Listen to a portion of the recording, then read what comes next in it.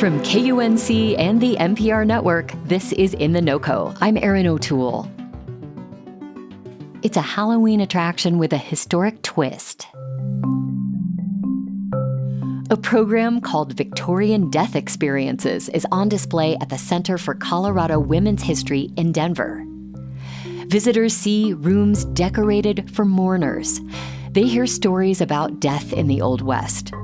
They see fascinating artifacts like hair jewelry made partly from the hair of a deceased loved one, as well as moving portraits of people who had recently died. We really are not focused on having a haunted house vibe, but rather experiencing some reverence around our understanding for death. That's Cat Jensen, the education coordinator for the Center for Colorado Women's History. This is Cat's second year curating this spooky October experience. Cat says, above all, the show looks at the central role women have traditionally played when a loved one dies. Death for Victorian women was a deep and sacred act. Women, regardless of race or class, have long been the arbiters of life and death. And historically, women have done this work within the comfort of their own homes, surrounded by female friends and family. Women are preparing bodies for death. They're hosting wakes and end-of-life ceremony. They're really taking on the additional social emotional labor that makes sure that everyone feels safe and compelled to mourn in the way that they need to. Now, Kat, this is not a typical museum exhibit where you walk through a room, you look at some historic objects or photographs. You describe this as an immersive experience. Visitors are welcome to dress in period costume, and apparently many people do. Could you talk about the vibe of this program? Yeah, I love the vibe of this program. People do dress up. It's definitely encouraged. Those of us who are leading the program certainly really enjoy getting to dress up and be just as engaged with our visitors as they are with us. Guests are asked if they would like to help participate by reading Victorian superstitions around death throughout our time together. We also view, of course, belongings from our collection, and there's also a wake room. So if anyone comes to this experience feeling really compelled to leave an offering for a loved one or presenting something to honor a loved one, they're welcome to do that. So last year, this experience really set itself apart from what I would say are other spooky season offerings as something that investigates ways in which people have historically made sense of transition from life to death. We are really fortunate to have access to all of History Colorado's incredible collections. And when we searched the collection and realized, oh my gosh, we have mourning wear and we have hair jewelry, it just felt like a perfect opportunity to bring some of that to light. Yeah, I'm so curious to know more about mourning wear and hair jewelry. Can you talk a little bit about those pieces? Sure. There are a lot of traditions and customs surrounding death in the Victorian era. Victorians really encourage people to be close to dying, to allow for spiritual reconciliation. Something like making hair jewelry becomes a way to keep close family mementos in an era where photography is still relatively new and rare. And oftentimes, the death of a loved one might be the only opportunity a family or a community had to capture a photograph. And if they couldn't, sometimes the weaving of hair into jewelry became a way to honor that relative further.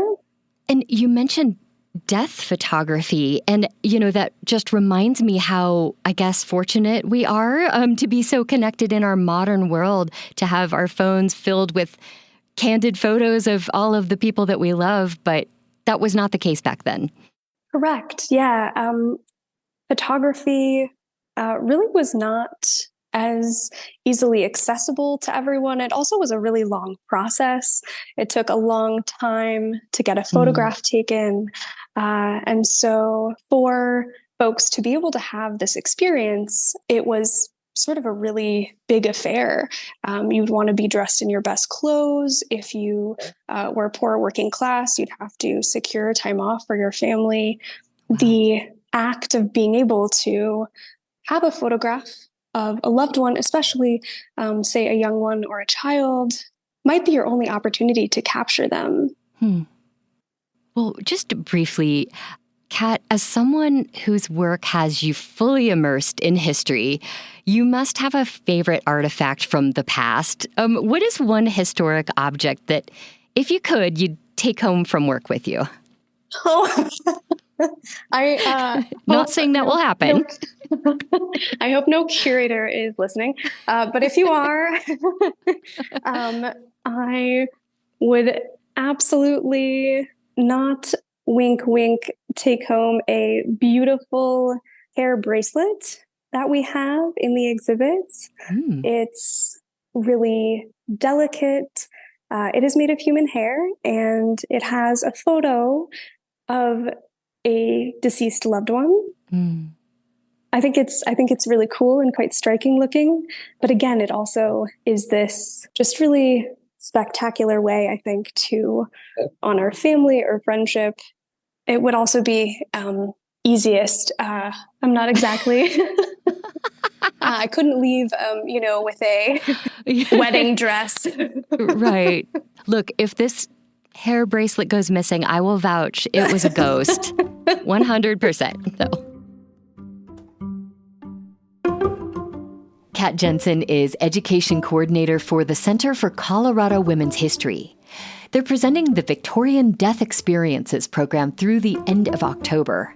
We'll put a link to more details in our show notes and at KUNC.org. From time to time, we like to share feedback from listeners.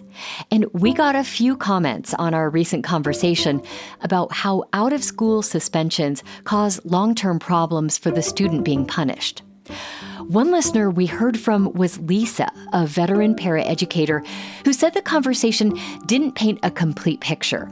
Lisa wrote, "I have dealt with students that have significant behaviors, and it is very hard and can be extremely scary. It negatively impacts the other students in the classroom and creates trauma for everyone exposed to the behaviors. It also takes away critical learning time from the other students in the classroom.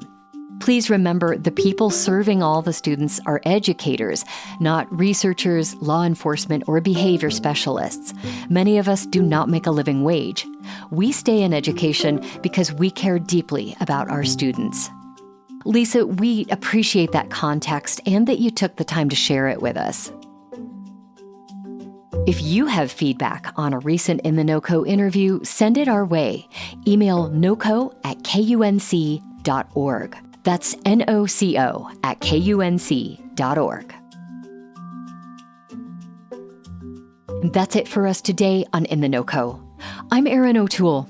Thank you so much for listening.